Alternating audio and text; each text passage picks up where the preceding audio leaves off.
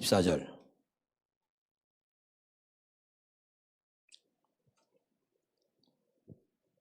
같이 읽겠습니다. 시작. 그가 또 이르되 우리 조상들의 하나님이 너를 택하여 너로 하여금 자기의 뜻을 알게 하시며 그 의인을 보게 하시고 그 입에서 나오는 음성을 듣게 하셨으니, 이 말의 의미만 여러분 제대로 깨달을 수 있다면 여러분 대단한 정말 복음을 깨닫고 알게 되는 것입니다. 할렐루야. 이 한 절에 모든 많은 내용들이 이 한 절 말씀에 다 들어 있습니다. 그래서 지금 이 말씀을 계속 풀어서 하고 있는데, 오늘은 새 언약의 비밀 24번째, 또 자기의 뜻에 대해서는 6번째입니다. 그래서 여러분에 계속 말씀드렸어요. 그가 또 이르되 우리 조상들의 하나님이, 우리 조상들의 하나님 또 다시 복습해 봅시다. 누구라고요? 아브라함과 이삭과 야곱의 하나님. 그 의미가 뭐라고요? 언약의 하나님이다. 그 언약의 하나님이 뭐라고? 너를 듣겠다는 얘기는 너하고도 언약을 맺었다. 아멘. 그리고 언약을 맺은 너로 하여금 자기의 뜻, 하나님의 뜻을 알게 하신단 말이죠. 왜 하나님은 택한 자고 언약을 맺고 그 자기의 뜻을 알게 하시느냐? 마태복음 7장 21절에 입으로만 주여 주여 하는 자마다 천국에 들어갈 것이 아니고 다만 아버지의 뜻대로 행하는 자라야 천국에 들어간다. 아멘이죠. 그러니까 반드시 택한 자와 언약을 맺고 그 언약을 맺은 백성, 택한 자에게 하나님은 반드시 하나님의 뜻을 알게 하신단 말이에요.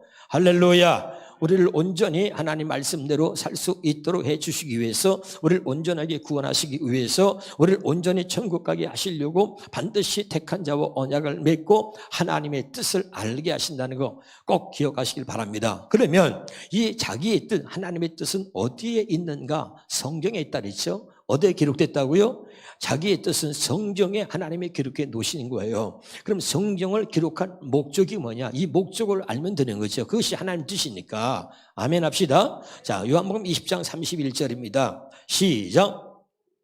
오직 이것을 기록하면 너희로 예수께서 하나님의 아들 그리스도이심을 믿게 하려 함이요. 자, 오직 이것을 기록하면 그랬습니다. 자, 성경을 기록한 목적이 뭐냐? 예수께서 하나님의 아들 그리스도이심을 믿게 하는 겁니다.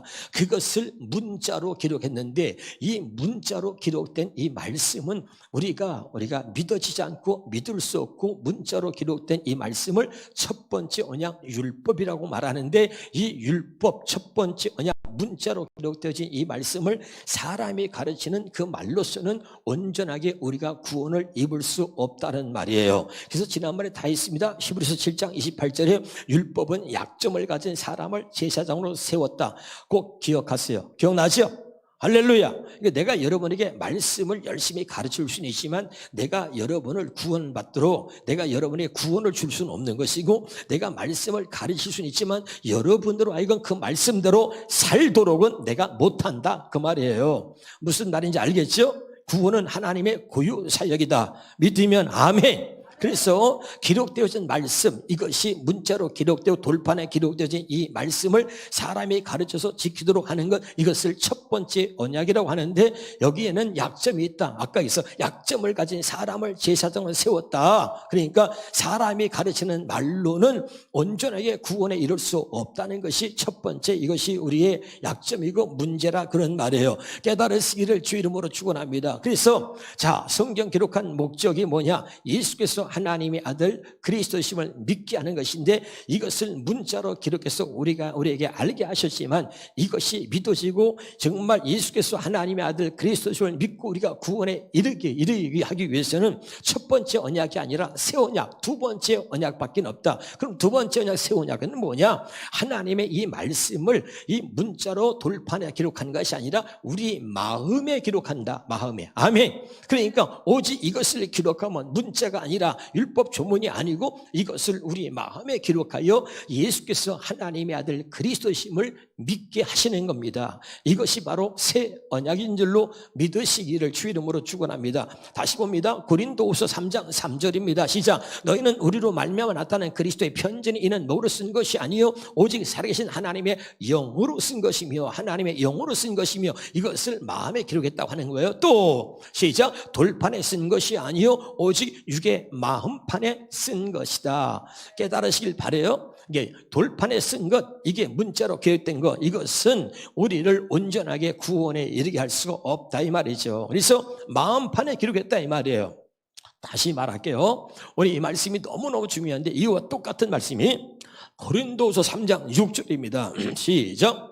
그가 또한 우리를 새 언약의 일꾼 되게 만족하게 하셨으니 율법 조문으로 하지 아니하고 오직 영으로 함이니, 이 말을 고린도 3장 3절에는, 고린도후서 3장 3절은 돌판이 아니라 우리 마음판에 썼다니 그랬잖아요. 그것과 이 말씀은 같은 거예요. 다시 고린도서 3장 3절 봐요. 거기에는 다시 뒤로 넘겨보세요. 돌판에 쓴 것이 아니요 오직 육의 마음판에 썼다. 이 말에 단어만 다른 것이지 같은 의미야. 자, 고린도서 3장 6절입니다. 율법 조문으로 하지 아니하고 돌판에 쓴 것이 아니고 오직 영으로 함이니 우리 마음판에 기록됐다는 거예요. 같은 내용인 겁니다. 율법 조문은 죽이는 것이요 영은 살리는 것이다. 이 말은 율법 조문, 기록되어진 문자, 기록되어진 말씀, 이 율법을 사람이 가르쳐서는 우리를 온전하게 구원에 이르게 할 수 없다는 거예요. 그래서 죽이는 것이요 영은 살리는 것이다. 우리 안에 하나님의 성령을 주셔서 성령이 이 구원의 복음을 우리에게 가르쳐 주시고 믿게 하시는 거예요. 할렐루야. 그것만이 우리를 온전히 살린다. 우리를 온전하게 구원에 이르게 할 수 있다는 겁니다. 깨달으시길 주 이름으로 축원합니다. 또 같은 내용의 말씀이 로마서 2장 29절에 있습니다. 시작. 오직 이면적 유대인이 유대인이며 할례는 마음에 알지니, 거기 보세요. 영에 있고 율법 조문에 있지 않다.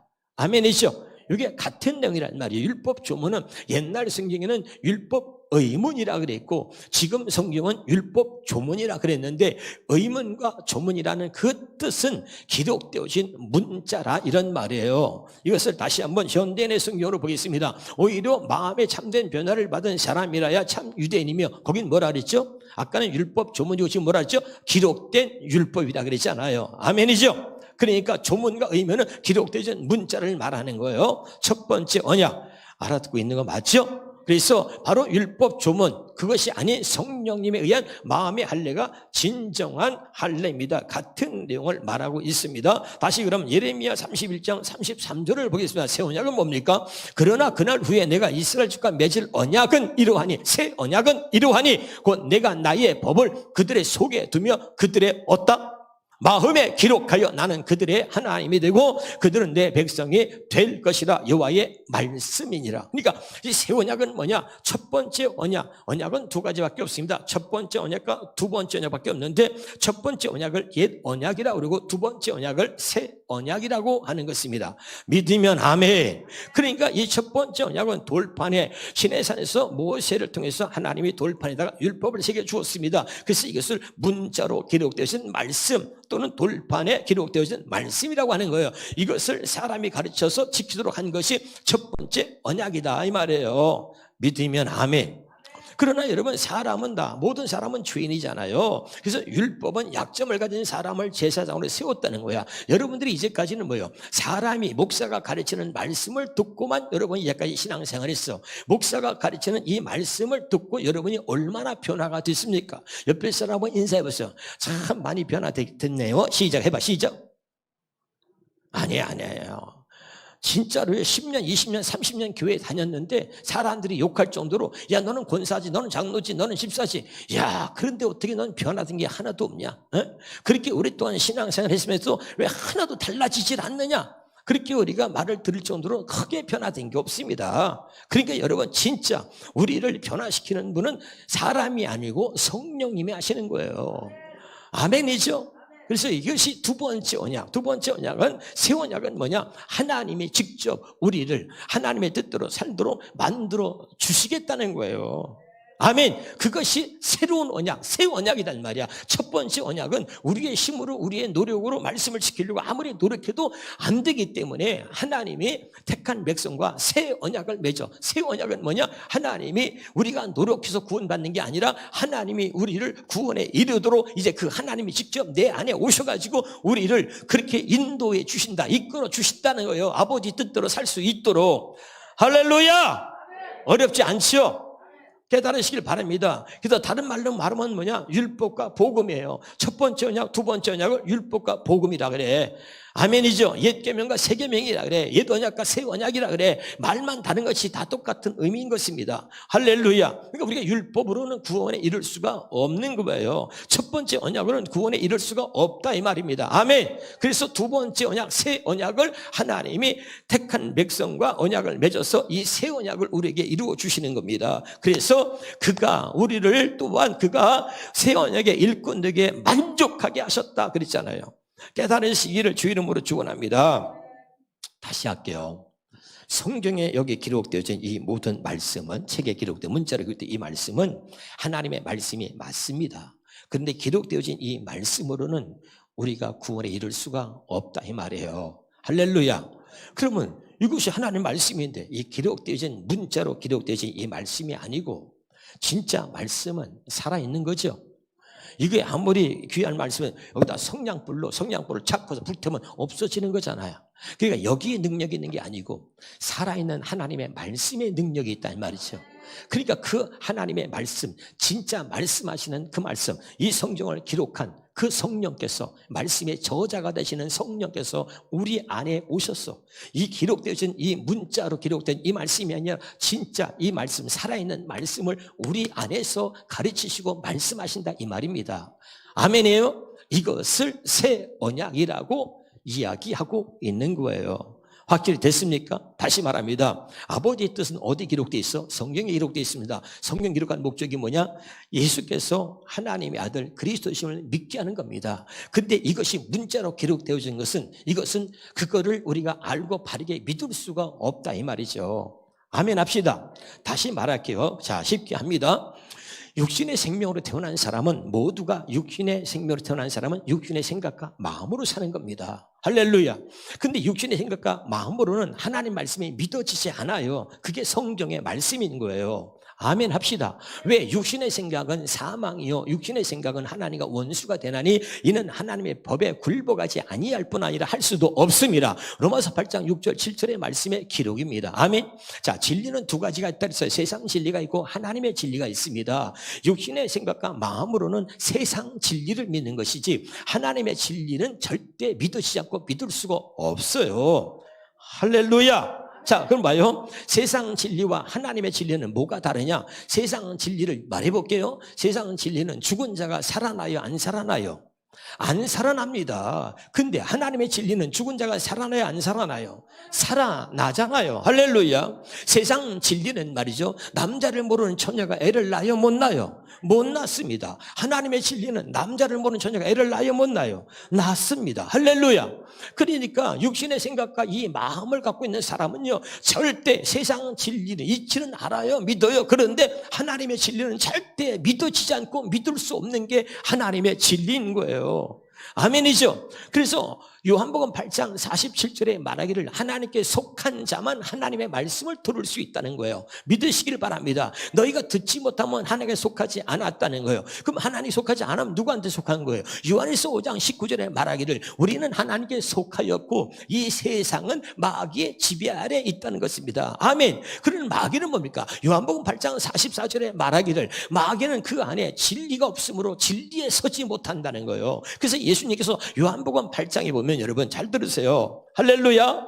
여기 보면 40절에 너희 안에 내 말이 없으므로 너희가 나를 죽이려고 하는구나. 그게 37절부터 계속해서 말하고 있는 거예요. 45절 46절에 보면 예수님 뭐라고 말해요? 내가 진리를 말하는데 네가 나를 믿지 아니하는구나 그래. 할렐루야. 그러니까 여러분, 진리를 말해도 믿을 수 없는 것은 육신의 생명으로 태어난 모든 사람은 죄인이라니까. 죄인은 말이죠, 하나님의 말씀이 절대 믿지 않고 믿을 수 없는 거예요. 할렐루야. 그래서 여러분 굉장히 중요한 얘기를 하는 거예요. 그러니까 육신의 생명으로 태어난 사람은 육신의 생각과 마음으로 사는데 그 육신의 생각과 마음으로는 세상 진리는 믿어줘도 하나님의 진리는 절대 믿어지지 않는다 이 말입니다. 할렐루야. 그렇기 때문에 여기 기록되어진 이 말씀, 하나님의 말씀이 기록된 이 문자로 기록되어진 것을 아무리 믿으라고 목사가 가르쳐도, 믿으라고 해도 여러분 보세요. 저도 여 교회 다니기 전에는 예수 믿는 사람이 너무너무 싫은 거예요. 왜? 다 거짓말쟁이에요. 죽은 자가 살았대. 얘라 거짓말하지 마. 처녀가 이럴 때 얘라 거짓말하지 마. 홍해바다 갈래. 얘라 거짓말하지 마. 성경은요, 믿지 않는 사람이 볼 때 육신의 생각과 마음으로는 절대 안 믿어진다니까. 이해가 되죠? 절대 믿어지지 않는 게 그게 성경이란 말이죠. 할렐루야. 그런데 참 신기한 거는 내가 누구한테 전도를 받아서 교회에 왔어요. 교회에 오니까 신기하게도 아무도 의심 없이 다 죽은 자가 살아났고 처녀가 애를 낳았다, 동정녀 마리아가 애를 낳았다, 뭐 다 믿어. 나 혼자 안 믿는다 그러면 교회를 못 나도 그냥 교회를 다니려면 어떻게 해? 그냥 믿는다 그래야 돼요. 뭔 말인지 알아들어요? 그래가지고 10년 20년 되고 그러니까 그것이 그냥 믿는 거예요. 그냥 그거지 실제 믿음은 아닌 거예요. 지금 알아듣고 있습니까? 믿음은 그래서 믿으려고 노력하거나 믿음은 노력해서 믿는 것이 아니라 아무리 내가 뭐 노력해서 막 믿으려고 그래 안 믿어지는 거를 안 믿어지는 걸 막 믿으려고 노력을 해. 힘든 거예요. 믿음은 노력해서 믿는 게 아니고 믿으려고 노력하는 것이 아니라 믿음은 하나님이 택한 자 사랑하는 자에게 하나님이 믿어지도록 그 믿음을 주시는 거예요. 그래서 제가 지난주에도 말했습니다. 하나님이 사랑하는 자에게 주시는 마음이 5가지 마음이 있다 그랬습니다. 그 마음이 어떠냐? 하나님을 사랑하는 마음이요, 둘째는 하나님께 순종하는 마음이요, 셋째는 듣는 마음이요, 넷째는 깨닫는 마음이요, 5번째는 믿어지는 마음이요. 하나님의 말씀을 믿어지게 하는 마음을 주시는 거요. 이 마음은 하나님이 주셔야 돼. 할렐루야. 그래서 이 마음을 주셔가지고 다 여기 보세요. 하나님이 기록되어진 문자로 되어진 말씀을 이제 하나님이 첫 번째 언약 안 되기 때문에 두 번째 언약 옛 언약이 안 되기 때문에 새 언약으로 약속을 해가지고 하나님이 기록되어진 문자로 기록된 말씀을 이제는 우리 마음에 기록해서 그 말씀이 마음에 기록했으니까 이 마음으로 믿어지고 이 마음으로 그 말씀의 뜻대로 말씀대로 살 수 있도록 해 주시겠다는 것이 이것이 새 언약이다 이 말이에요. 지금까지 설명했습니다. 할렐루야. 자, 그러면 다시 한번 보겠습니다. 자, 요한복음 20장 31절입니다. 다시 시작. 오직 이것을 기록하면 이제 여기까지 됐죠? 네, 충분했으며 너희로 성경에 너희로 그럴 땐 뭐야? 택한 자를 말하는 겁니다. 택함을 받은 너희에게 언약을 맺어서 그 언약 맺은 너희로 예수께서 하나님의 아들 그리스도를 믿게 하는 거야. 이것이 하나님 뜻이라 그랬어요. 그러면 이제 첫 번째 예수께서 그랬어요. 지난주는 뭐냐면 자, 그럼 예수를 봅시다. 예수 뜻이 뭔가? 마태복음 1장 21절입니다. 시작. 아들을 낳으니 이름을 예수로 하라. 이는 그가 자기 을 그들의 죄에서 구원할 자입니다. 새 언약의 비밀 23번째는 아들을 낳으니 아들에 대해서 철야 때 말씀을 드렸습니다. 너무너무 중요한 말씀이에요. 자, 오늘은 두 번째 예수라고 하는 이름을 알아야 되는데 예수께서 하나님의 아들 그리스도심을 믿게 하는 게 성경 기록한 목적이니까 그러면 예수 이름의 뜻이 뭐냐? 자, 따라합시다. 자기 백성을 그들의 죄에서 구원할 자다. 그러니 여러분 우리가 확실히 알아야 돼요. 복음은요 그냥 아는 게 아니고 복음은 복음으로 설명할 수 있어야 되는 거죠. 한번 옆에 사람하고 인사해보세요. 아는 것을 말하지 말고 성경으로 말하라. 그 아는 건 많아. 그런데 사람들이 이거 성경 어디 있는데? 그러면 아니 알긴 아는데 아니 성경에 있긴 있는데 성경에 있긴 있디야. 그런데 몰라. 그러지 말고 성경으로 말해야 된다 이 말이죠. 수없이 얘기했잖아요. 이단들은 아는 건 없어. 근데 성경 몇 구절 가지고 성경으로 말해. 그러니까 꼼짝 못하는 거야 우리가. 아는 것을 말하지 말고 이제부터는 성경으로 말할 수 있기를 주 이름으로 축원합니다. 할렐루야. 그러면 여기서 말하는 자기 백성은 누구냐? 한번 따라합시다. 자기 백성만. 하나님은 여기 보세요. 잘 들어야 돼요. 오늘 자기 백성만 구원하러 오신 거예요. 다시 하나님은 누구만 구원하러 왔어? 자기 백성. 그러니까 여기서 하나님이 자기 백성을 구원하려고 하나님이 아들을 보냈어. 그 아들이 예수 그리스도예요. 그래서 예수께서 하나님의 아들 그리스도는 구원자라는 뜻이야. 그러니까 예수께서 하나님의 아들을 왜 보내냐? 구원자로 보냈어. 왜? 자기 백성을 죄에서 구원하려고. 아멘이죠. 그럼 누가 자기 백성이냐? 첫 번째 아브라함의 자손만을 자기 백성이라고 하는 거예요. 누구만을? 여러분이 아브라함의 자손이 안 되면, 여러분이 아브라함의 자손이 아니면 절대 구원에 이를 수가 없어. 아무리 노력해도 안 돼. 아브라함의 자손만 구원하시려고 오신 거야. 그럼 누가 아브라함의 자손이냐? 로마서 9장 7절 시작. 아브라함의 씨가 다 그의 자녀가 아니라 오직 누구로부터 난 자? 이삭으로부터 난 자란 말이죠. 그럼 여기 보세요. 들어보세요. 중요한 거야. 자, 아브라함에겐 자식이 많아요. 어떤 사람은 이삭만 알고 있어. 어떤 사람은 또 조금 더 아는데 이스마엘을 또 알아. 그리고 거기서 끝나. 그런데 그렇지 않고 창세기 25장 1절 이하에 보면 아브라함의 그 아내 사라가 죽어요. 죽으니까 그 아브라함이 참 나이가 많이 먹었는데도 후초를 얻어가지고 또 자식을 여럿이 낳는데 그 후초의 이름이 구두라야, 구두라. 그 후초를 통해서 많은 자식을 또 낳습니다. 그러니까 아브라함에겐 자식이 많은데 성경에서 말하는 건 아브라함의 자식, 아브라함의 자손을 말할 때 후초를 통해서 낳은 자식도 아니고 또 종을 통해서 낳은 이스마엘도 아니고 본처의 자식을 말하는 거야. 믿으면 아멘. 이게 중요해요. 그러면 이삭으로부터 난 자라는 얘기는 뭐냐면 약속을 따라 낳았다는 거예요. 약속. 뭘 따라 낳았다? 다시 8절 봅니다. 시작. 그 육신의 자녀가 하나님의 자녀가 아니요 오직 약속의 자녀가 실로 여김을 받는다. 그러니까 아브라함의 자식은 누구냐? 자식이 많이 있지만 이삭을 통해서 난 자가 아브라함의 자손이다. 그럼 이삭으로부터 났다는 얘기가 뭐야? 약속을 따라 났다는 말이야. 그럼 이삭은 어떻게 났어요? 하나님이 아브라함에게 100세의 자식을 주겠다고 약속하셨단 말이야. 그러니까 할례 언약을 아브라함이 주셨더니 아브라함이 이삭을 낳다 수없이 여러분에게 말씀을 드렸잖아요. 그러니까 자, 이삭을 통해서 난 자식만 아브라함의 자손이라는 얘기는 약속을 따라 난 자, 언약을 따라 난 자, 성령을 따라 난 자를 말하는 거야. 다시 말합니다. 아브라함의 자손 누구예요? 이삭으로부터 난 자. 아멘. 그래서 갈라디아 4장 28절 우리가 누구냐? 갈라디아 4장 시작. 형제들아 너희는 이삭과 같이 약속의 자녀란 말이에요. 약속의 자녀. 아브라함에게 하나님께서 언약을 맺고 할례 언약을 세우시고 난 다음에 그 언약을 영원한 언약으로 삼으시고 그 언약을 따라서 그 아브라함과 세운 그 언약을 따라서만 내가 너와 내 자손이 하나님이 되겠다. 창세기 17장 7절에 다 말씀을 드렸습니다. 기억이 나십니까? 그러니까 아브라함과 세운 언약을 영원한 언약으로 삼으셔가지고 이 언약을 따라서만 내가 너와 내 자손이 하나님이 되겠다. 그러니까 아브라함의 자손은 누구예요? 아브라함의 자손은 이삭으로부터 난 자, 약속을 따라하는 자, 언약을 따라하는 자, 성령을 따라하는 자를 아브라함의 자손이라고 한다 이 말이죠. 자, 29절입니다. 29절 시작. 그러나 그때 육체를 따라하는 자 이스마엘을 말하죠. 성령을 따라하는 자 이삭을 말하는 거예요. 성령 박향같이 이해가 되나요? 그러니까 다시 아브라함의 자손은 누굴 말해요? 이삭으로부터 난 자, 약속을 따라 난 자, 언약을 따라 난 자, 뭐라고요? 성령을 따라 난 자를 아브라함의 자손이라고 말한다 이 말이에요. 그 아브라함의 자손을 하나님께서 구원하시려고 어디에서? 죄에서 구원하시려고 예수로 이 땅에 오셨다 이 말입니다. 여기까지 알아들었으면 아멘 합시다. 할렐루야. 자, 누가복음 19장 9절을 봅니다. 예수께서 이르시되 오늘 구원이 이 집에 이르렀으니 이 사람도 아브라함의 자손이라 그랬잖아요. 하나님은 누구만 구원하러 왔다? 아브라함의 자손만 구원하러 왔다니까. 할렐루야. 그래서 여러분 우리가 잘 아는 삭개오 집에 들어가서 자, 삭개오에게 오늘 이 집에 구원이 이르렀다 삭개오에게 말하는데 이 사람도 누구라고? 아브라함의 자손이라니까. 할렐루야. 또 봅시다. 성경에 갈라디아 3장 29절입니다. 너희가 그리스도의 것이면 곧 아브라함의 뭐라고요? 자손이다. 너희가 그리스도의 것이면 너희가 예수께서 하나님의 아들 그리스도이심을 믿는 사람이라면 아브라함의 자손이다. 아브라함의 자손이 아니면 반대로 말하면 절대 믿으려고 노력해도 믿을 수 없다 그 말이에요. 지금 알아듣고 있나요? 굉장히 중요해요. 다시 자, 하나님은 누구만 구원하신다? 아브라함의 자손만 구원하러 오셨다. 할렐루야. 아브라함의 자손이 누구다? 이삭부터 난 자다. 약속을 따라 난 자다. 언약을 따라 난 자다. 성령을 따라 난 자다 이 말이죠. 믿으면 아멘.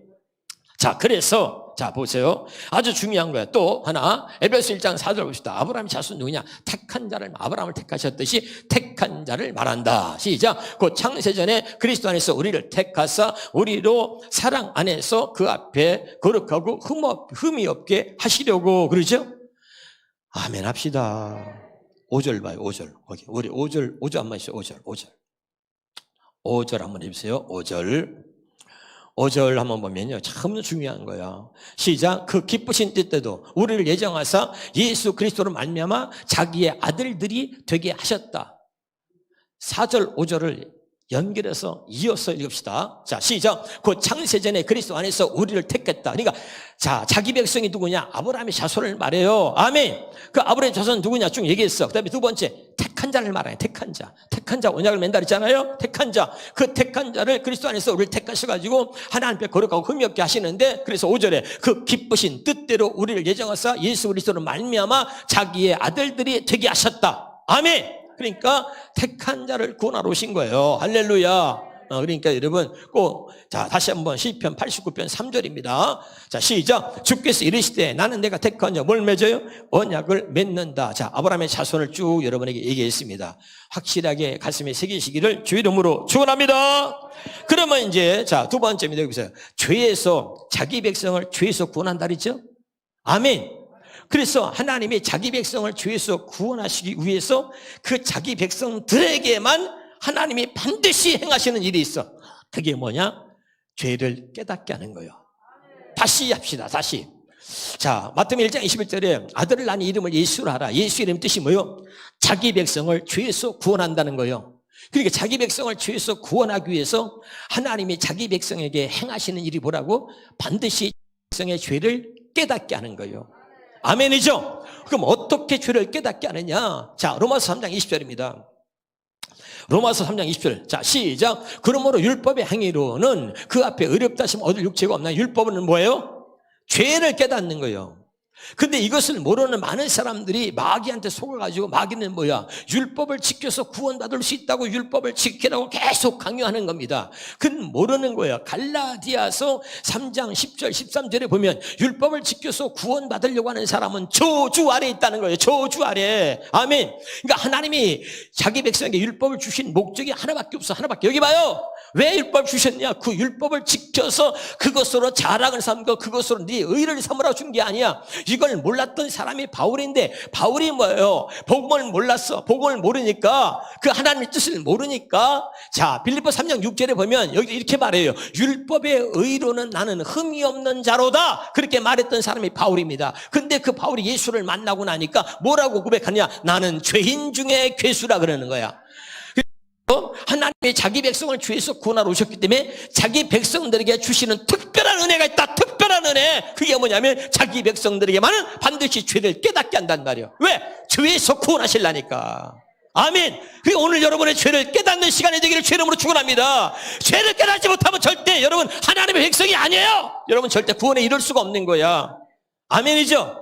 그러니까 이것은 한 번만이 아니라 육체를 갖고 살아가는 날 동안 평생을 하나님은 우리의 죄를 계속해서 깨닫게 하시는 거야. 아멘이죠? 왜? 우리를 죄에서 완전히 구원하시려고. 깨달으시 바라요? 그래서 어떻게 한다고? 자기 백성에게 뭘 주냐? 죄를 깨닫게 하려고 자기 백성에게 첫 번째 주신 게 뭐냐? 그게 율법이다. 율법을 지키라고 준 것이 아니라 율법으로 죄를 깨닫게 하려고 줬다. 다시 한번 로마서 3장 20절입니다. 그게 읽으세요. 로마서 3장 22장. 그러므로 율법의 행위로 그의 앞에 의롭다 하시면 육체가 없다니까 하나도 없어. 근데 이게 성경인데 마귀는 살짝 비틀어요. 자, 선악과 땅은 정령 죽는 자고 했냐? 하와를 유혹한 것처럼 자꾸 이 마귀도 말씀 갖고 역사하는 거예요. 그래서 말씀을 바르게 정확하게 알아야 된다 이 말이죠. 아멘이죠? 그러니까 이 말씀을 지켰다 해서 그걸 자랑 삼고 그 스스로 그걸 가지고 의롭게 여기려고 하지 말고 율법을 주신 목적은 죄를 깨닫게 하는 거예요. 여러분 말씀을 들을 때 그 말씀을 통해서 여러분의 죄가 보일 수 있기를 주 이름으로 축원합니다. 그래서 성경을 뭐라 하냐? 여기 보세요. 성경을 뭐라 하냐? 나를 보는 거울이라고 그러는 거예요. 따라서 나를 보는 거울. 그런데 이 마귀 새끼는 하나님은 나를 보는 거울로 주셔서 죄를 깨달으라고. 근데 마귀 새끼는 말이죠. 내가 아닌 남의 죄를 볼 수 있도록 이것을 성경을 안경으로 쓰고 보게 합니다. 성경을 안경으로 쓰고 보면 다 죽이는 거야. 하나님은 나를 보는 거울로 주셨는데 마귀는 내가 아닌 남을 보도록 안경으로 쓰고 보게 한다 이 말이야. 이해가 되나요? 할렐루야. 이 성경을 안경으로 쓰고 남의 죄를 지적하거나 판단하지 말고 이 성경은 나를 보는 거울이니 이 성경을 통해서 나의 죄가 보이면 나를 볼 수 있도록 주의 이름으로 축원합니다. 이게 너무 중요한 거예요. 할렐루야. 확실하게 여러분 오늘 깨달을 수 있길 바라요. 두 번째입니다. 갈라디아서 3장 24절이에요. 시작. 이같이 율법이 우리를 그리스도께로 인도한다. 누구한테로 인도한다? 자, 하나님이 자기 백성을 죄에서 구원하기 위해서 죄를 깨닫게 하시려고 주신 게 율법입니다. 그래서 율법으로 가지고 죄를 깨닫게 해. 그 다음에 죄를 깨닫게 한 다음에 그 율법을 가지고 예수님께로 인도하는 거야. 율법은 복음으로 들어가는 통로다. 시작. 율법은 복음으로 들어가는 통로다. 믿으면 아멘. 첫 번째 언약은 두 번째 언약으로 들어가는 통로입니다. 옛 언약은 새 언약으로 가는 길이야. 할렐루야. 깨달으시길 바라요. 그러면 왜 죄를 깨닫게 해서 예수께로 인도하느냐? 왜 그러냐? 예수만 우리를 구원할 수 있기 때문에, 예수님만 우리를 죄에서 구원할 수 있기 때문에. 아멘. 자, 사도행전 4장 12절에 봅니다. 시작. 그러므로 그분 예수 그리스도의 이름이 아니고서는 어느 누구에게서도 구원을 받을 수 없습니다. 하늘 아래에 우리를 구원할 수 있는 이름은 오직 예수뿐입니다. 믿으면 아멘. 그래서 그 이름밖에는 세상에 어떤 다른 이름도 인간에게 주어진 일이 없습니다. 할렐루야. 그래서 율법의 기능은 두 가지다. 죄를 깨닫게 해서 이 죄에서 구원할 길은 예수밖에 없어. 구원받을 길은. 그러니까 예수께로 우리를 인도한다 이 말이에요. 아멘이죠. 그러니까 자기 백성들에게만, 잘 들으세요, 이 자기 백성들에게만 하나님이 이런 통로를 통해서 죄를 깨닫게 해서 예수께로 인도하는 거야. 그리고 그분의 입에서 나오는 음성을 듣게 하신다 이 말이죠. 아멘. 그럼 그분의 음성. 자, 요한복음 5장 25절입니다. 시작. 진실로 진실로 너에게 이르노니 죽은 자들이 하나님의 아들의 음성을 들을 때가 오나니. 그래요. 자, 이 말이 무슨 의미냐? 죽은 자들은 하나님과 영적인 관계가 단절된 자를 말하는 거야. 다시 여기서 말하는 죽은 자는 뭐라고요? 하나님과 죄로 인하여 영적 관계가 단절된 사람을 성경은 죽은 자라고 표현한 겁니다. 믿으면 아멘. 그럼 이것을 두 자로 줄이라고 하면 뭐예요? 죄인들이 말이에요. 죄인들이 하나님의 아들의 음성을 들을 때가 오는데 곧 이때라. 듣는 자들은 살아난다. 죄에서 구원받는다는 얘기합니다. 그러면 그 죄인들이 하나님의 아들의 음성을 들을 때가 오는데 그 아들의 음성이 뭐냐? 이거예요. 마가복음 2장 17절입니다. 시작. 예수께서 들으시고 그들에게 이르시되 건강한 자에게 의사가 쓸데없고 병든 자에게 쓸데있느라 나는 의인을 부르러 온 것이 아니고 누굴 부르러 왔다? 죄인을 부르러 왔다. 믿으면 아멘. 그게 굉장히 중요한 거예요. 자, 여러분, 이게 굉장한 비밀인데 오늘 제가 이렇게 유튜브에다가 이 11시 예배를 이렇게 그 썸네일을 죄인의 비밀이라고 올려라 제가 그랬습니다. 오늘 죄인의 비밀, 이걸 알아야 돼요. 주의 음성을 듣는 사람이 얼마나 많은지 몰라, 한국교회. 근데 다 거짓말이야, 보면. 주의 음성을 뭘 주의 음성을 듣고 다 지가 만들었는 얘기지. 주의 음성은요, 어떻게 듣느냐 하면 여러분, 자, 다시 보겠습니다. 주의 음성을 듣는 첫 번째 이 관문이 뭐냐면 주님이 이 땅에 오셔가지고 나는 의인이 아니라 죄인을 부르러 왔노라. 그러니까 죄인들은 하나님의 음성을 못 들어요. 절대 들을 수가 없어. 아멘. 그러니까 죽은 자들이 어떻게 들어? 죄인들은 들을 수가 없어. 그런데 그 죽은 자들이, 하나님과 관계가 단절된 자들이, 죄인들이 하나님의 아들의 음성을 들을 때가 온단 말이야. 아멘. 근데 곧 이따 듣는 살아나. 그 아들의 음성이 뭐냐? 나는 의인이 아니라 죄인을 부르러 왔노라. 이거야. 이것이 주의 음성을 듣는 첫 번째 관문이야. 아, 믿으면 아멘. 이 음성을 통해서 주의 음성을 들을 수 있는 길로 들어가는 거야. 할렐루야. 알아들어요? 이걸 모르고 맨날 뭐 어디 가서 주의 음성 들었다, 다 거짓말이야. 다 만들어낸 얘기라니까. 주의 음성을 듣는 첫 번째 이 관문이 뭐냐? 나는 의인이 아니라 죄인을 부르러 왔다. 알았어요? 죄인은 하나님의 음성 들을 수가 있어, 없어? 없어요, 없어. 근데 그 죄인들이 하나님의 아들의 음성을 들을 때가 와. 그게 뭐야? 나는 의인이 아니라 죄인을 부르러 왔노라. 이 음성이 내게 들리기 시작하면서 이제 우리가 주의 음성을 듣는 문으로 들어가는 거야. 깨달을 수 있길 주의 이름으로 축원합니다. 할렐루야. 그래서 그 음성을 듣는 자들이요. 자, 요한복음 10장 17절에 보면 뭐라 그래요? 내 양은 내 음성을 듣는다. 그래서 이 말은 뭐냐면 하나님의 자기 백성을 죄에서 구원하려고 오셨다. 다른 말은 하나님이 택한 자기 백성을 죄에서 구원하시려고 오신 거야. 아멘. 그래서 이 말을 요한복음 10장 27절에 뭐냐면 내 양, 내가 택한 나의 백성들은 내 음성을 듣는다. 아멘이죠. 자, 주님이 오셔서 계속 말해. 들어라! 이스라엘 백성들이여! 나는 의인이 아니라 죄인을 부르러 왔노라!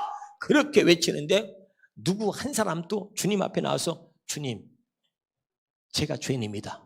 이렇게 고백하는 놈이 하나도 없다는 거예요. 알아들어요? 그러면서 네가 주의 음성 들었다고? 거짓말이라니까. 지금도 똑같습니다. 이 하나님의 말씀은 지금도 유효하다는 걸 기억하시길 바랍니다. 지금 또 이것이 기록되던 말씀으로 여기 묻혀 있는 것이 아니라 지금 또 이것이 하나님의 주님의 음성으로 지금 또 내게 들려져야 한다. 주님이 다시 재림하실 때까지 계속해서 이 음성은 내게 들려져야 하는 것입니다. 할렐루야. 이게 들려져야 돼. 그래서 우리를 죄에서 완전하게 구원하시려고 계속해서 죄를 한 번만 깨닫는 게 아니라 하나님은 자기 백성을 온전하게 죄에서 구원하시려고 날마다 육체를 살고 있는 날 동안 날마다 우리의 죄를 깨닫게 하는 거예요. 그래서 날마다 그분은 나를 부르신단 말이야. 이 나를 부르시는 이 주의 음성이 오늘 또 저와 여러분에게 들려지기를 주의 이름으로 축원합니다.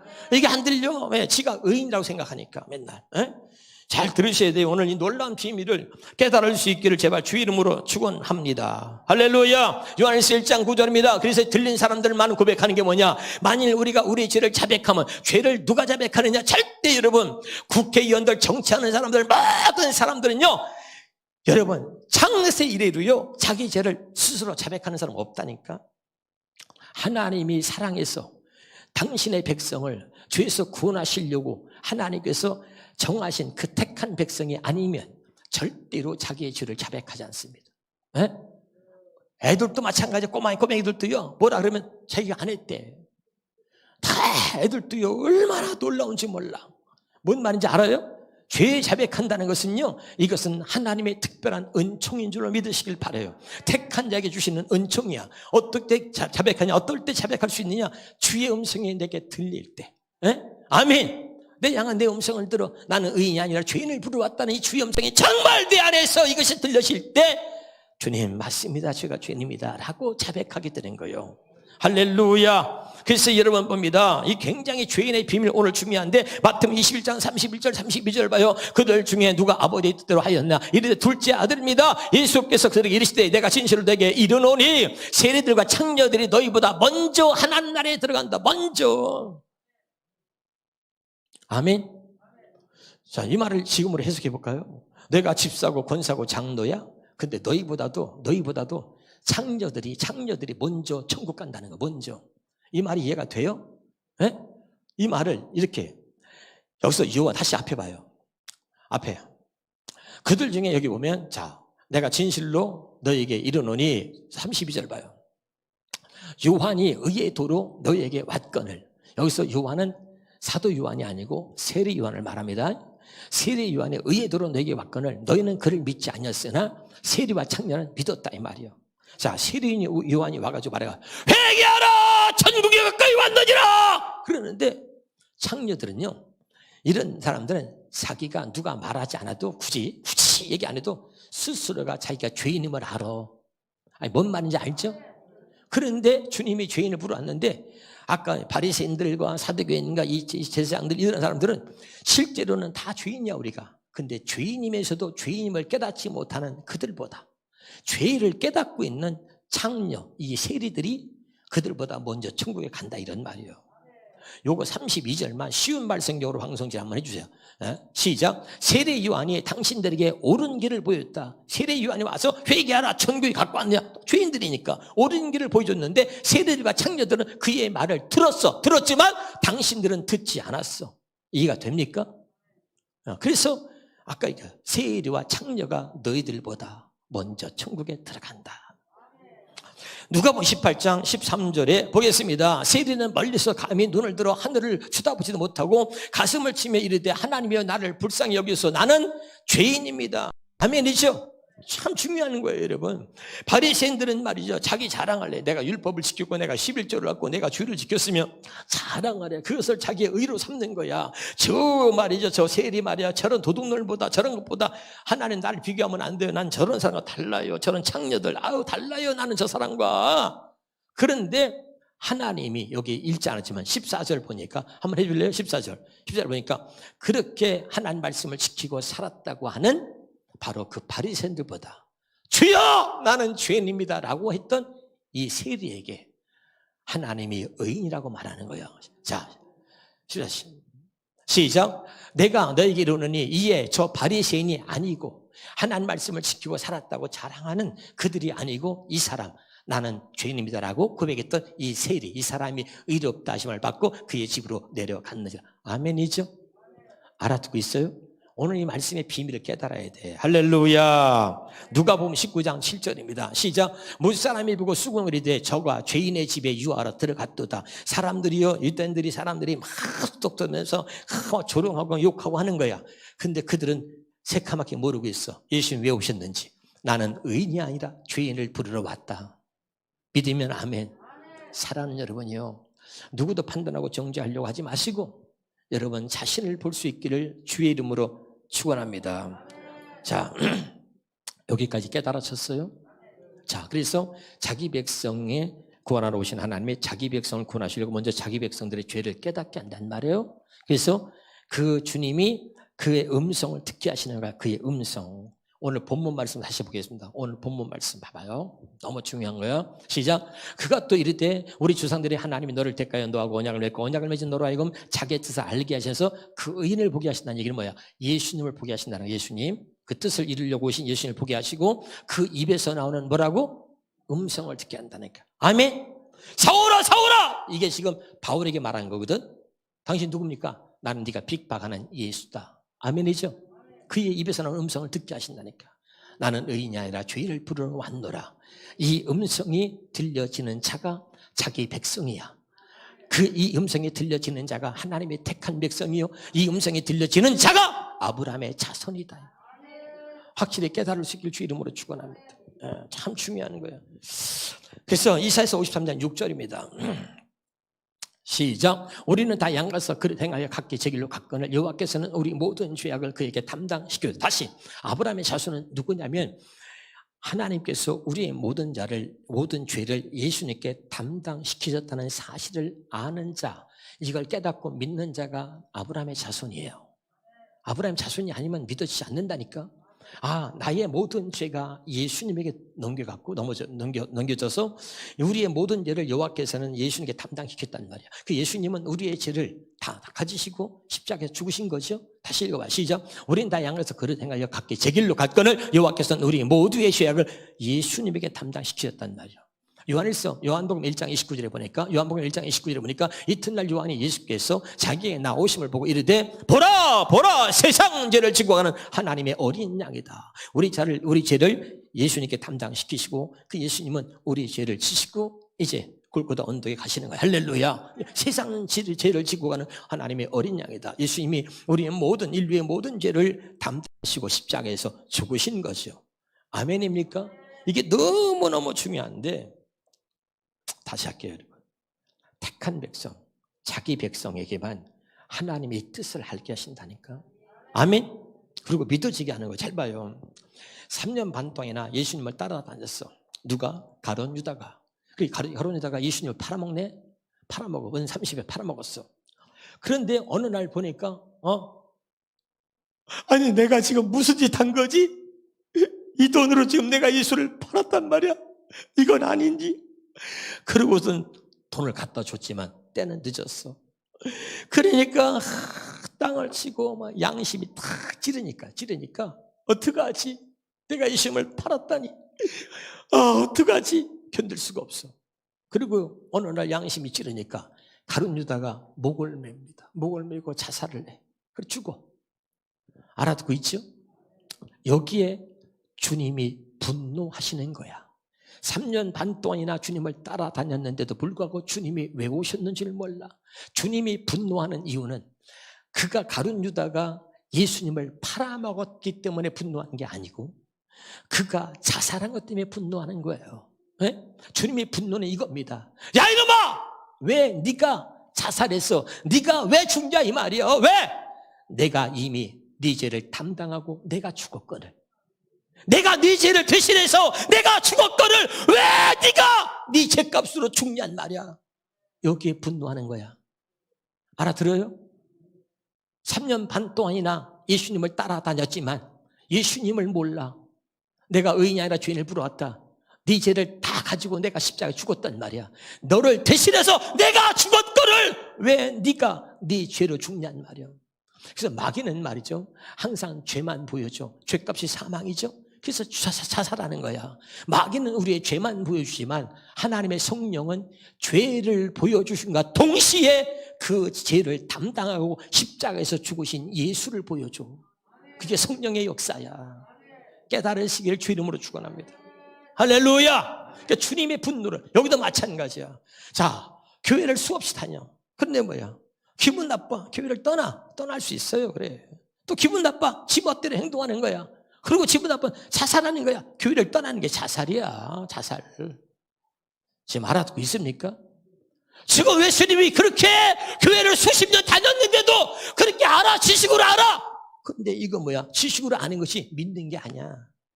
믿는다고 하지만 믿어지지 않아. 믿는 게 아니라니까. 입으로만 그래서 주여 주여 하는 자가 천국 가는 게 아니란 말이죠. 확실하게 예수의 피로 내가 죄 사함을 받았고 예수의 피로 내가 주에서 구원을 받았다는 사실이 믿어지기를 주 이름으로 축원합니다. 그러니까 누가복음 22장 20절입니다. 자, 다시 봅니다. 저녁 먹은 후에 잔도과 차에 이르시되 이 잔은 내 피로 세우는 새 언약이다. 새 언약은 뭐냐? 언약 중에 최고의 언약. 모든 언약은 새 언약을 향해 있다. 이 새 언약은 뭐냐? 예수님이 당신의 피로 세우신 최고의 언약이고, 이 새 언약은 뭐냐? 예수님이 자기의 피로 세우시고 자기의 피로 세우신 새 언약을 마지막 유언으로 남겼다. 아멘. 그래서 제가 얘기했어요. 그래서 예수님이 성만찬하면서 이 잔은 내 피로 세우는 새 언약이니 나를 기념하라, 나를 기억하고 주님이 다시 오실 때까지, 재림하실 때까지 이걸 전하라 그랬잖아. 그게 마지막 유언이야. 근데 이걸 한국교회가 모르고 있단 말이죠. 그러니까 우리는 뭐예요? 마지막까지, 여기 있는 목사가 왜 말하는 거예요? 마지막까지 주님이 재림하실 때까지, 이게 마지막 유언이란 말이에요. 다시 오실 때까지 이거를 전하라는 거예요.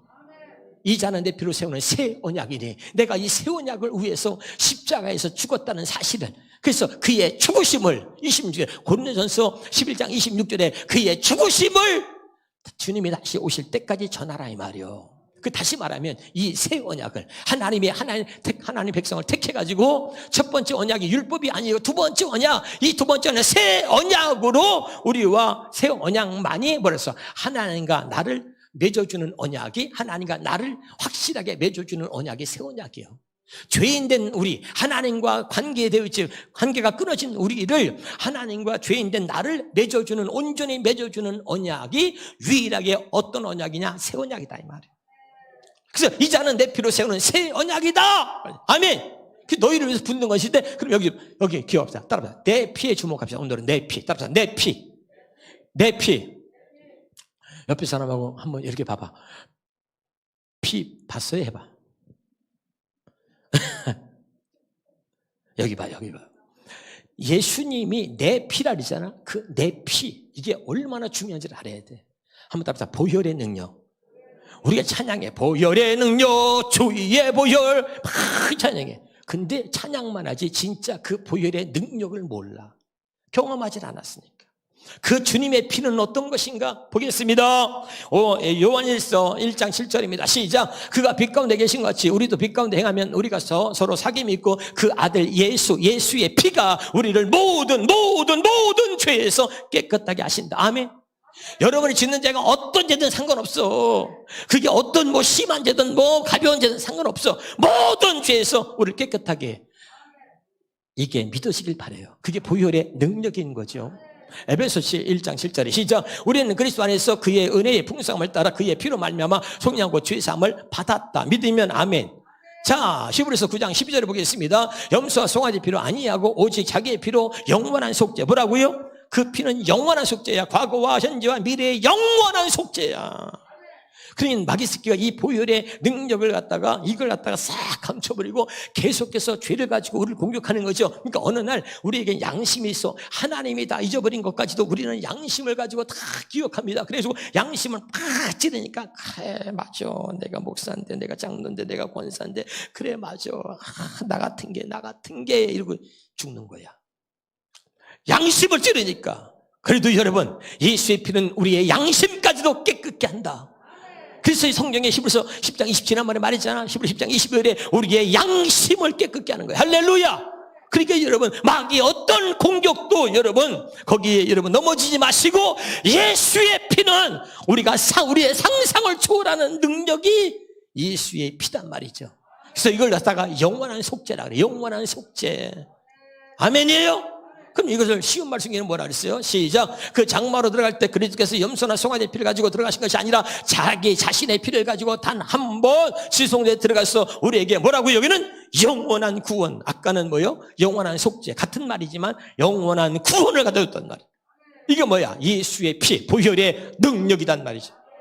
더 이상 죄 때문에 주눅 들지 마시고, 여러분 죄가 아무리 크고 그래도 이 보혈의 능력이라고 하는 것은, 이것은 주님 오시는 그날까지 육체를 입고 살아가는 날 동안 계속해서 이 피가 우리에게 유효하다. 이 피는 일회성이 아니라 영원한 속죄를 갖다 줘도 주는 유효성, 영원한 이 피인 거야. 할렐루야. 그래서 이것을 히브리서 10장에 보면 영원한 언약의 피라 그래. 할렐루야. 아멘이죠? 굉장히 중요한 거야. 제발 깨달을 수 있기를 주 이름으로 축원합니다. 당당하셔야 됩니다. 할렐루야.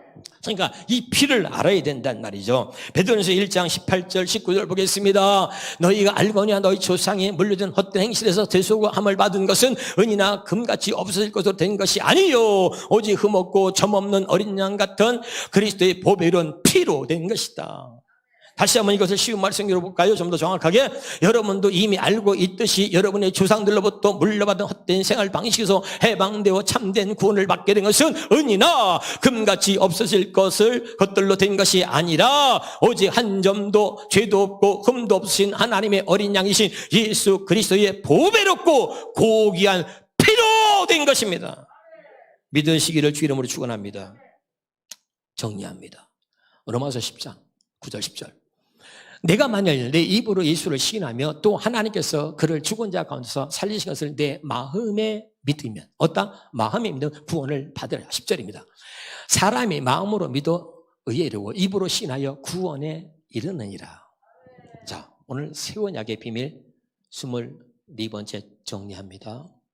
지금 말씀하신 마태복음 1장 21절에 자기 백성을 죄에서 구원하러 오신 예수님이 그 자기 백성을 죄에서 어떻게 구원하셨는지, 이것을 죄를 위해서 죽으시고 다시 3일 만에 부활하셨다, 이것을 내 마음에 믿고 입으로 시인하면 구원에 이른다 그랬죠. 이 모든 사실을 여기 봐요. 문자로 기록되어진 말씀이 아닌 새 언약의 비밀 24번째, 이것을 우리 마음에 기록하셔서 이 사실을 깨닫고 알고 믿을 수 있도록 해 주시는 겁니다. 아멘. 그래서 한번 오늘 마지막 정리하는데 따라해 봅시다. 시작. 새 언약은 이 사실을, 예수님이 자기 백성을 죄에서 구원하러 오신 이 사실을, 그래서 자기 백성을 죄에서 구원하시기 위해서 어떻게 하셨는지, 아멘이죠. 하나님이 우리 죄를 예수님께 담당시키셔가지고 예수님이 십자가에서 죽으시고 죽으셔서 3일 만에 부활하셔서 이런 모든 사실을 다시 마음에 기록하여 어디다 기록해? 자, 지금까지는 우리가 어디에 기록된 걸 알았어? 성경에 기록된, 이 기록되어 있는 문자로 기록된, 돌판에 기록된 이 문자로 기록된 말씀으로만 알았단 말이에요. 아멘. 근데 이 사실을, 이거를 이제는 우리 마음에 기록해. 마음에 기록해서 알게 하시고 깨닫게 하시고 믿어지게 해 주시는 오직 유일한 언약이 새 언약이다. 이제 알아들었어요? 이야, 대단한 거야, 대단한 거야. 할렐루야. 아멘. 우리가 그대로 믿습니다, 믿습니다 되는 게 아니야. 다시 할게요. 이 문자로 오직 이것을 기록하면 예수께서 하나님의 아들 그리스도를 믿게 하는데 이것이 믿어지게 해 주시려고 문자로 기록되어 있는 이 말씀을 우리 마음에 기록하는 거야. 택한 자에게 새 언약을 맺어가지고 이것을 마음에 기록해서 이 사실을 마음으로 믿어지게 해 주시는 겁니다. 이것이 새 언약이다. 이제 알아들었어요? 할렐루야. 기도합니다. 하나님 고맙습니다. 오늘도 아버지 하나님 새 언약의 비밀